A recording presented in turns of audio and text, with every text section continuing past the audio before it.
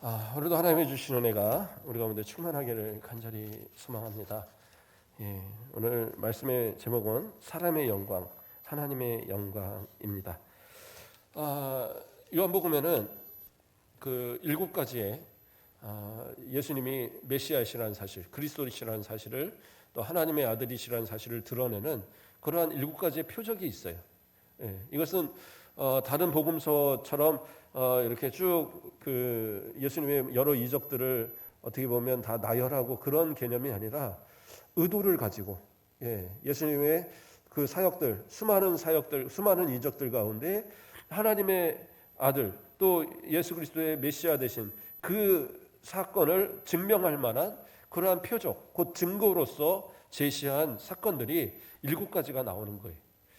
그래서 이 7가지의 사건들은 사람이라고 한다면, 그냥 정상적인 이 사고를 가진 사람이라고 한다면 이 사실을 보고 또 그것을 알게 되면 예수님을 믿을 수밖에 없다라는 사실을 제시하고자 보여주는 거예요.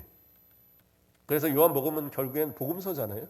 이 말씀을 듣고 이 말씀을 읽으면서 예수님이 진짜 하나님의 아들이시구나, 예수님이 진짜 그리스도이시구나 라는 것을 깨달아 알도록 그렇게 쓰여진 것이 복음서란 말이에요. 그러면 요한의 그 어떤 사도 요한의 그러한 어떤 의도를 가지고 이 요한복음을 기술하는데 이 모든 7가지의 설명이 그 나사로의 죽음을 또 나사로를 살리신 그 사건을 통해서 모든 표적이 다 끝났어요. 그런데 이렇게 했음에도 불구하고 많은 사람들이 예수 그리스도를 믿는 것을 거부하고 오히려 유대 지도자들은 앞장서서 예수님을 죽이려 하는 그런 모습을 보이더라는 거예요. 오늘은 왜 그러한 모습이 나타나는가에 대한 것을 이 성경은 이야기하고 있는 겁니다. 자, 먼저 7가지의 표적을 우리가 몇 가지는 우리가 쭉 살피기도 했었는데 한번 짚어보도록 하겠습니다. 첫 번째 있었던 그 이적은 가나 혼인잔치에서 물로 포도주를 만든 사건입니다. 그 사건이 일어났을 때에 내용에 대해서는 제가 설명을 하지는 않겠습니다. 자, 그때의 요한복음 2장 11절 말씀을 보면 예수께서 이 첫 표적을 갈릴리 가나에서 행하여 그의 영광을 나타내심에 제자들이 그를 믿으니라 이렇게 나와요. 그러니까 예수님께서 제자들을 데리시고 그 가나 혼인잔치에 참석했을 때에 그곳에서 물로 포도주가 되는 이 사건을 보면서 이것이 첫 번째 이 메시아의 표적이었고 이 표적의 사건을 보면서 예수님을 따르던 제자들이 믿었다라는 거예요. 그러면 예수님의 제자들만 믿었느냐? 이 사실을 눈으로 목도한 종들도 있었잖아요. 그리고 그 집을 주관하는 그 주인도 포도주가 떨어졌다는 사실을 알고 있었을 겁니다. 그런데 예수님께서 그것을 물로 포도주를 만들었다는 이 사건의 이것을 통해서 이 예수님은 보통 사람이 아니다라는 것을 알았을 거예요. 물론 메시아라는 사실을 믿었다라고 말할 수는 없을지 몰라도 그 소문이 이 종들을 통해서 그 주인을 통해서 그 지역에 다 퍼져나갔었어요. 그래서 이 표적 2개 때에 제자들이 믿었다라고 말하는데 이 사건 이후에 또 시간이 흘러서 어떤 일이 있었느냐? 이 예수님에 대한 소문이 퍼지면서 예수님이 대단하신 분이라는 것을 알게 되면서 당시 갈릴리 지역을 다스리던 헤롯 안티파스의 신하, 그 한 신하가 자신의 아들이 죽게 되었다는 사실을 죽게 되었다는 그 상황 때문에 이제 어떤 의원을 통해서도 낫지 못하니까 예수님을 찾아옵니다. 그래서 가버나움에서부터 이 가나를 다시 방문하신 예수님을 찾아와서 이 가나에 있는 예수님한테 가버나움으로 함께 가서 우리 아들을 고쳐달라는 이러한 요청을 합니다. 그때 예수님께서 2번째 표적을 행하신 거예요. 뭐냐? 네 아들이 살았다라고. 이제 돌아가라고 이렇게 말씀하시는 그러한 이제 장면이 나옵니다. 그랬을 때에 그 요한복음 4장 53절을 보면 그의 아버지가 예수께서 내 아들이 살아있다 하신 말씀하신 그때인 줄 알고 자기와 온 집안이 다 믿으니라 이렇게 나와요. 그러니까 예수님께서 내 아들이 살았다, 돌아가라 그렇게 말씀하시니까 그 말씀을 아멘으로 믿고 집으로 돌아갔는데 그 아이가 살아갖고 막 이게 놀고 있는 거예요. 그래서 이거 어떻게 이렇게 낳았냐라고 이 종들한테, 집에 있는 사람들한테 물어보니까 예수님께서 그 아이가 살았다라고 말씀하시는 딱 그 시점에 아이가 나왔다라는 거예요. 그래서 이 신하가, 왕의 신하가 예수님을 믿고 그 온 집안 사람들이 예수님을 믿게 되었다. 이게 이제 두 번째 표적이에요. 세 번째 표적은 뭡니까? 베데스다 연못, 그 양문 옆에 있는 베데스다 연못에서 38년 된 그 환자가 그 못이 동할 때에 그곳에 들어가면 낫는다라는 그런 이제 전설이 있는데, 다른 사람들은 힘이 있어서 들어가는데 자기는 못 들어가고 있는 거예요. 그래서 누가 나를 이렇게 넣어줄 그런 사람이 없어, 난 이러고 있습니다. 그때 예수님께서 내 자리를 들고 일어나 가라 할 때 어떻게 해요? 왜 들어가서 갔어요? 나았어요. 나았는데 이것이 이제 세 번째 표적인데, 그때 이제 그 어떤 일이 있었습니까? 유대인들이 이것을 가지고 막 질책을 하죠. 왜 이것을 들고 다니느냐? 안식일인데. 근데 그것은 뭐예요? 예수님께서 그를 낫게 하신 것이 이제 안식일인 겁니다. 그래서 예수님이 행하신 그 일, 어떠한 의사도 어떠한 뭐 능력 있는 사람도 할 수 없는 그 일을 하나님의 능력으로 행했는데, 안식일 날 이런 일을 행했다고 해서 예수님을 미워하는 그러한 사건이 있었어요. 이게 이제 세 번째 표적이었습니다. 또 그 다음에 있는 것은 우리가 잘 아는 오병이어의 사건입니다. 오병이어의 사건, 물고기 2마리와 보리떡 5개로 5,000명을 먹인 사건이죠. 그죠? 그 광야에서 베세다 광야에서 5,000명을 먹였고, 그리고 12광주리가 이렇게 남았잖아요. 그때 사람들이 예수님을 그 선지자다라고 하면서 예수님을 붙들려고 했어요. 그 선지자는 누구냐? 모세가 자신의 뒤를 이어 나중에 그 하나님께서 세우실 그 선지자가 있다라는 것을 예언했었잖아요. 그래서 이스라엘 백성들은 메시아를 다른 말로 그 선지자라고 이야기하고 있었어요. 그래서 그 선지자, 이 성경이 예언해왔던, 선지자들이 예언했던 그 선지자가 바로 이분이구나. 그래서 예수님을 데려다가 임금으로 삼으려고 했습니다. 그래서 예수님이 그 자리를 피해버리시죠. 그것이 또 그 네 번째 이적이었습니다. 그 다음에 이제 예수님께서 자리를 피하시고자 해서 제자들을 먼저 건너편으로 넘어가게 하시고 본인은 이제 따로 피해서 기도하고 계셨는데, 그때 어떤 일이 있었습니까? 풍랑이 일어서 제자들이 그 갈릴리 호수를 건너서 넘어가지 못하는 거예요. 그러니까 예수님께서 바다를 걸으셔서 그들에게 가서 풍랑을 잠잠하게 하시고 그들을 구원하시는 그러한 장면이 나와요. 그때 예수님께서 하시는 말씀이, 제자들이 예수님을 보면서 유령인가 하고 두려워하니까 예수님이 뭐라고 하시냐? 내니 두려워하지 말라, 이렇게 말씀하셔요.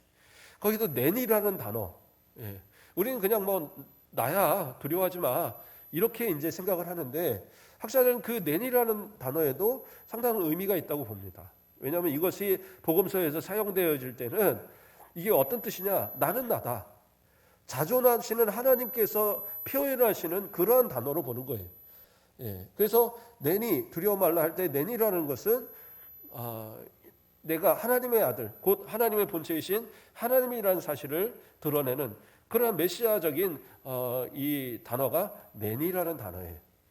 자, 그래서 그렇게 예수님의 표적을 또한 5번째로 보이셨고, 그 다음에 6번째는 뭡니까? 그 맹인을, 날 때부터 맹인인 사람을 고치는 그 사건이 이제 나옵니다. 요한복음 9장에 가면 그랬는데 이 고치신 이 사건이 그러니까 그 침을 이겨서 눈에다 발라주시고 실로암에 가서 씻으라 하니까 가서 씻고 나왔잖아요. 그래서 맹인은 누가 자기를 고쳤는지를 몰랐어요. 그게 예수님이라는 사실도 몰랐던 사실입니다. 그런데 사람들은 알았을 거 아니에요. 그 사실을 본 사람들은. 그래서 이 사실에 대해서 이제 가서 이 맹인이었던 이 사람과 그 부모를 막 추궁을 합니다. 그런데 이 부모는 예수님이 고쳤다는 사실을 그가 어느 정도 이제 알았던 것 같아요. 그럼에도 불구하고 우린 나는 잘 모릅니다. 우리는 잘 몰라요. 그냥 고치고 어느 날 보니까 눈을 떠갖고 왔네요. 우리 자식이 분명히 어렸을 때부터 눈 못 뜬 건 사실인데, 이제 이런 얘기들을 하는 겁니다. 그런데 그렇게 했던 이유가 뭐였느냐? 이때 이미 예수님이 계속적으로 여러 이적을 행하니까 유대 지도자들이 뭐라고 얘기했느냐? 예수님을 그리스도라고 말하는 사람들은 우리 유대교에서 출교시켜 버리겠다라고 그렇게 이미 결의를 한 상태였어요. 그러니까 감히 예수님이 이러한 일을 행하셨고 예수님이 그리스도시라는 이 사실을 증거할 수 있는 그러한 담대함이 없는 거예요. 이 아이의 부모조차, 이 젊은이의 부모조차 그 눈을 뜨게 된 이 사건, 자기가 알잖아요. 자기 속으로 난 자식인데 평생 눈 못 떠갖고 얼마나 슬프고 괴로웠겠어요. 그런데 그 자식의 눈이 뜨였음에도 불구하고 잘 모르겠는데요, 이러고 있는 거예요. 왜요? 인간적인 어떤 다가오는 두려움, 불이익에 대한 이런 두려움이 상당히 컸던 겁니다. 그래서 어떤 그 공동체에서 추방되어진다라는 것, 그것은 결국에는 모든 자신들이 누릴 수 있는 모든 그런 권리들을 다 포기해야 되는 그런 상황들이거든요. 저희 같아도, 우리나라 같아도 뭐 특별히 법으로서 이렇게 제재하고 뭐 이런 건 아니지만 지금 뭐 심한 아주 큰 어떤 죄를 범해서 그 형기를 마치고 나오는 사람들에 대해서 우리 동네로 절대 들어와서는 안 된다 막 이러고 이제 데모하고 막 그러잖아요. 왜요? 그 사람에 대해서 우리의 이 안에 들어왔을 때 우리 가운데 어떤 불이익이 더 크다라고 생각하면 사람들이 자꾸 이렇게 외면을 하게 될 수밖에 없어요. 그러면 어떻게 해요? 그런 사람들 저기 산속에 가서 혼자 사는 방법밖에 없을 것 같아요. 어쨌든 그러한 어떤 이 출교를 당할 것에 대한 두려움이 있었고, 그러나 예수님께서 그 맹인을 만나 주시고 그 눈을 뜨고 난 상태에서 그가 예수님께서 자신을 고치셨다는 그 사실을 그렇게 알게 되었을 때 요한복음 9장 38절을 보면 이르되 주여 내가 믿나이다 하고 절하니라 나와요. 그러니까 아무리 뭐 누가 아니다라고 하고 주변에서 뭐라고 욕을 해도 이 사실을, 자기의 눈을 뜨게 하신 이 역사를 보면서 예수님을 안 믿는다는 게 더 이상한 거잖아요. 그렇지 않겠어요? 그 은혜를 누린 사람만큼은 믿을 수밖에 없는 거잖아요. 그러므로 이것이 또 여섯 번째 표적이 됩니다. 믿을 수밖에 없는 증거. 그리고 마지막으로 우리가 얼마 전에 살폈던 일곱 번째, 죽은 나사로가 살아나오는, 무덤에 갇혀서 이미 나흘이나 된 이 시체가 일어나서 나오는 이 역사가 일어났어요. 그러니까 이 사실을 보면서 뭐라고 성경은 얘기합니까? 요한복음 11장 45절을 보면 마리아에게 와서 예수께서 하신 일을 본 많은 유대인이 그를 믿었으나, 그러니까 믿었다라는 거죠. 그러니까 많은 사람들이 예수님의 이 놀라운 사실, 이 일곱 번째, 이 계속된 여러 표적 가운데 마지막 일곱 번째에서는 부인할 방법이 없는 거예요. 아니 예수님이 죽은 자를 살리셨는데 이것이 하나님의 능력이 아니면 누구의 능력이냐 이거예요. 창조주 하나님의 능력이 아니고는 죽은 자를 살릴 수 있는 방법이 없잖아요. 어떤 귀신이 살리겠고 어떤 무당이 살리겠습니까? 불가능한 일이에요. 어떤 의술이 발달해서 잃어버린 생명을 다시 돌아오게 할 수 있고, 어떤 능력자가 이 죽은 시체를, 썩어가는 이 살을 다시 살려서 살아있는 사람을 만들어내겠어요? 이건 불가능한 일이에요. 하나님만이 하실 수 있는 일이라는 거죠. 그러므로 이 메시아에 대한 증거가, 하나님의 아들이시라는 이 증거가 확실하게 보여졌어요. 그런데도 불구하고 못 믿는 자들은 못 믿더라는 거예요. 오늘 본문의 이야기가 그거거든요. 예수님을 그러한 모든 표적을 다 봤음에도 불구하고, 모든 표적이 다 일어났음에도 불구하고 그들은 예수님을 믿지 않았어요. 그래서 37절 말씀을 보면, 12장 37절 말씀을 보면 이렇게 많은 표적을 그들 앞에서 행하셨으나 그들이 믿지 아니하니, 이렇게 나와요. 아니 이렇게까지 많은 표적을 베풀었는데도 도대체 안 믿는 게 이상한 거잖아요. 도대체 왜 안 믿을까? 이해가 안 되는 상황. 아마 요한의 입장에서는 아주 속이 터지는 그런 상황처럼 보였을 거예요. 도대체 이렇게까지 예수님의 이적이 있는데 도대체 그 사람들은 왜 안 믿을까? 안 믿는 게 더 이상한 거죠. 제가 예전에 그런 얘기도 한 적이 있어요. 친구 하나가 교회를 안 다니는 친구를 전도를 하려고 하는데 보면 교회를 다닐 것 같은 거예요. 다른 친구들 다 그 아이하고 친한 친구들이 다 교회를 다니고, 다 예수 믿는데 혼자만 교회를 안 다니는 거예요. 그래서 제가 그 친구한테 그랬어요. 야, 나는 네가 교회를 안 다니는 게 더 이상하다.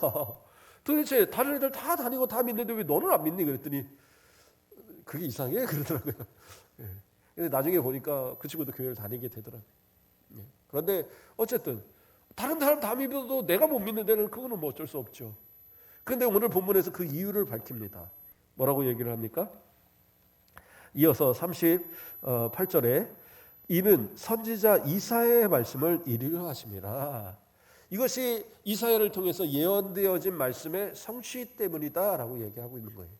그러면서 뭐라고 얘기합니까? 먼저는 우리 주여 우리에게서 들은 바를 누가 믿었으며 주의 팔이 누구에게 나타났나이까? 이렇게 얘기합니다. 이것이 이제 이사야서에 나오는 예언의 말씀입니다. 이사야서 이사야서 53장 1절 말씀에 나오는 그 말씀을 그대로 조금만 바꿔서 그대로 인용을 한 거예요.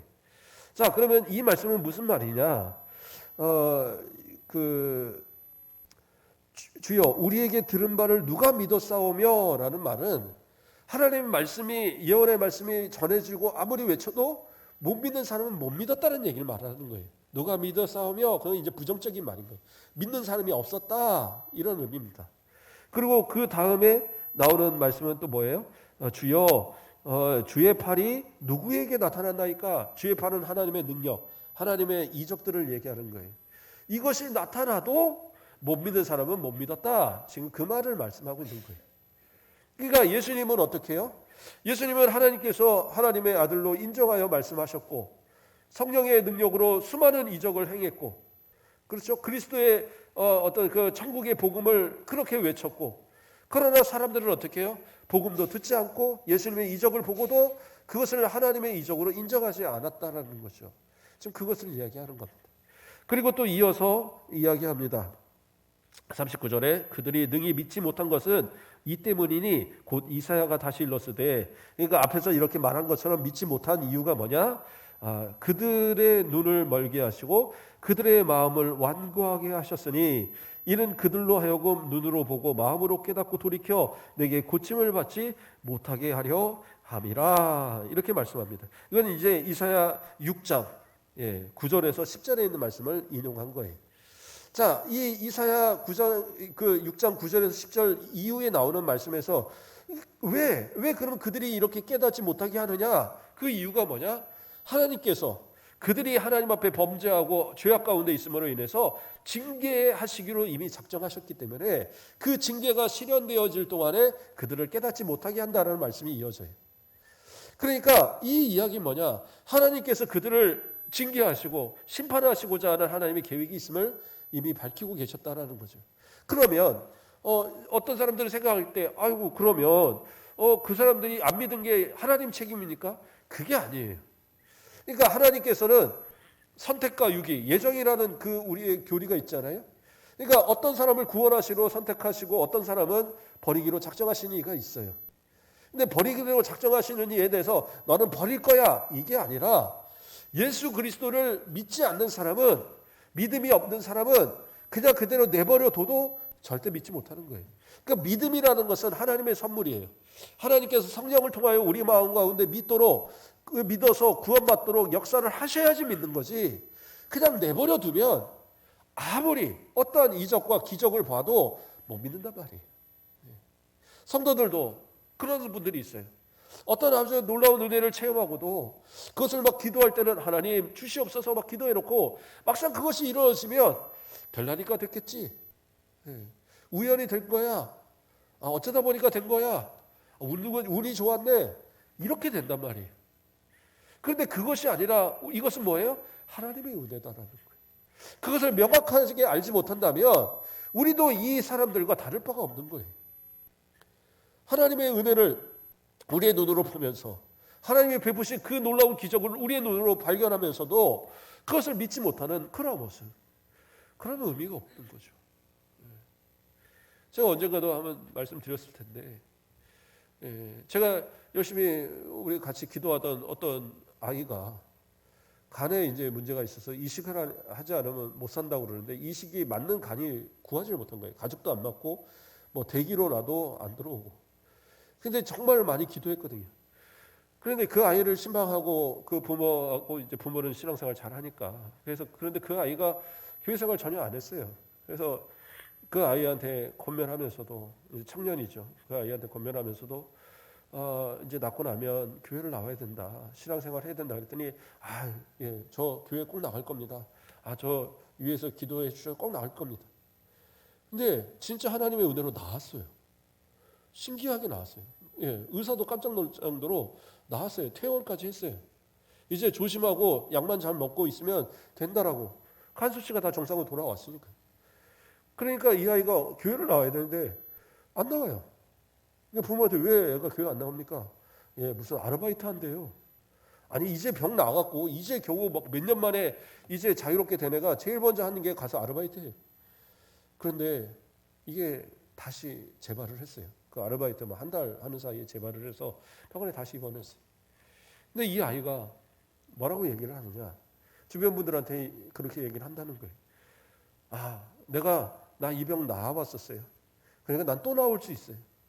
그러니까 나는 걱정 안 해요. 하나님 앞에 기도하고 하나님 앞에 그 은혜를 받았다는 사실을 본인은 깨닫지 못하니까 뭐라고 고백을 하냐? 난 다시 나올 수 있어요. 나 다시 노력하면 돼요.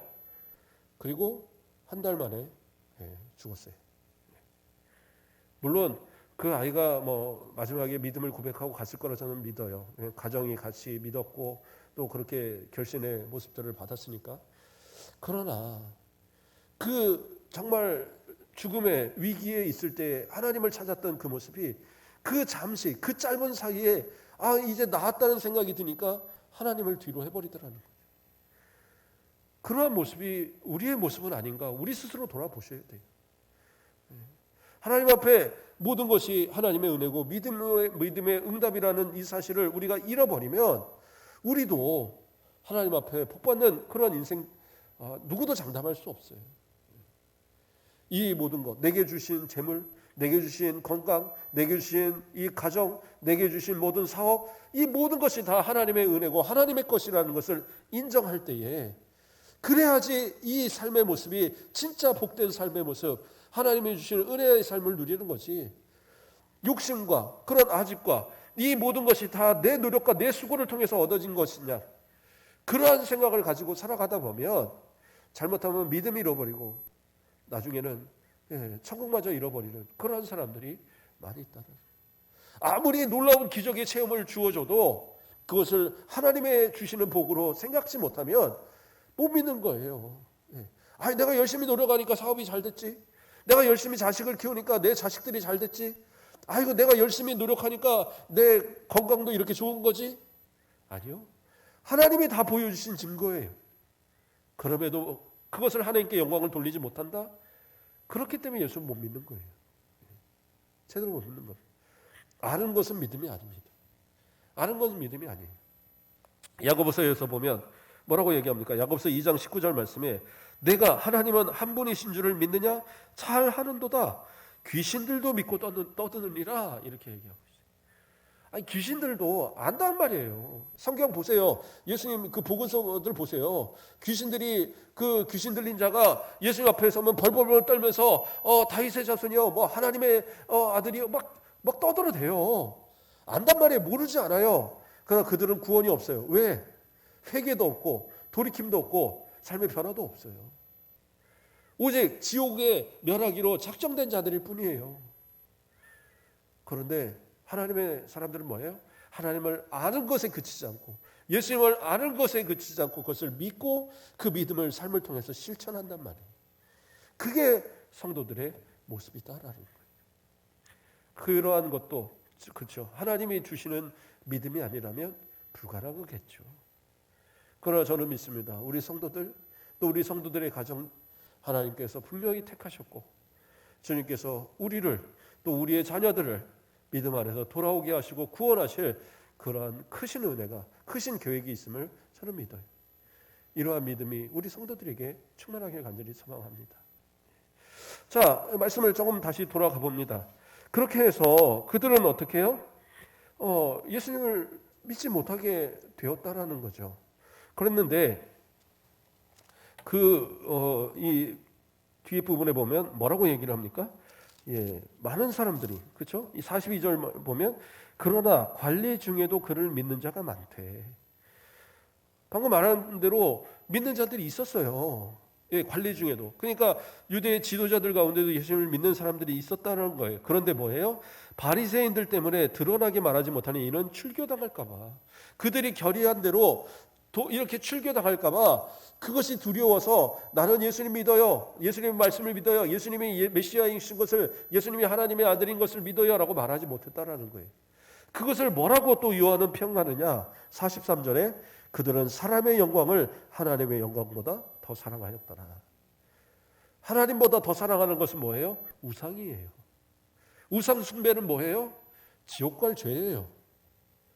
이것이 성경은 얘기하고 있는 거예요. 하나님보다 더 사랑하는 것, 그것을 포기하지 못하면 뭐예요? 나는 믿음이 없는 거예요. 야고보가 이야기한 것처럼 귀신도 하나님이 있다는 사실 알아요. 예수님이 하나님이시라는 거 알아요. 그런데 어떻게 해요?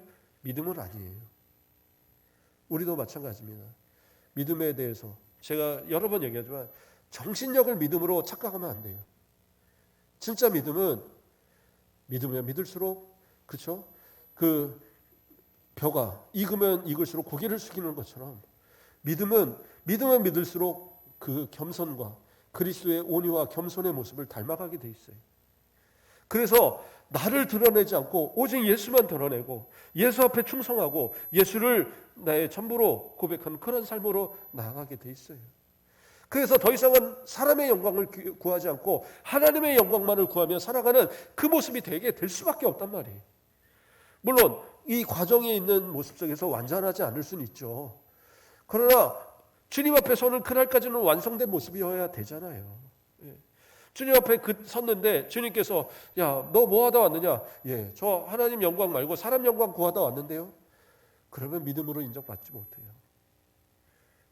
우리의 삶 속에서 하나님을 알면서도 예수 그리스도를 알면서도 그것을 믿음으로 고백하지 못한 그러한 이 미련한 이러한 사람들이 아니라 오직 어떠한 상황, 어떠한 환경, 어떤 가운데서도 오직 예수만이 구원자이심을, 오직 나는 하나님의 자녀라는 이 사실을 마음껏 드러내시고 이 모습을 다해서 정말 주님께서 잘했다 칭찬하실 만한 그러한 믿음의 사람으로, 믿음의 승리자로 살아가시는 우리 모든 성도들 되길 주님의 이름으로 축복드립니다. 기도하겠습니다. 사랑의 하나님, 감사를 드립니다. 우리가 성경을 통하여서 하나님의 살아계심을, 예수 그리스도의 그리스도 되심을, 또 그 수많은 이적과 기적들을 우리는 다 읽고 듣고 그 모든 것을 다 알고 있습니다. 그러나 이 모든 것을 믿음으로 받지 못하고 그저 지식 안에 머물러서 우리의 삶 속에서 하나님의 영광이 아닌 사람의 영광을 구하며 살아가고 있다면 아버지, 우리 불쌍한 우리의 모습들을 용서하여 주시고 이제로 다시 믿음의 확고함으로 하나님 보시기에 합당한 믿음의 사람들로 거듭날 수 있도록 아버지 함께하여 주시옵소서. 내가 가진 것들, 내가 누리는 모든 것들 다 하나님의 것인데 이것을 내 것인 양 착각하고 살아가면서 하나님의 영광과 멀어져가는 그러한 모습 되지 않도록 우리의 평생의 마지막에 주님 만날 그날에 잘했다 칭찬받는 우리 모든 성도들, 또 우리의 모든 하나님의 은혜의 자손의 만대까지 복을 이어가는 우리 모든 성도들 되도록 축복하여 주시옵소서. 감사합니다. 예수 그리스도 이름으로 기도드립니다. 아멘. 우리 찬송 하나 하고 우리 같이 기도하도록 하겠습니다.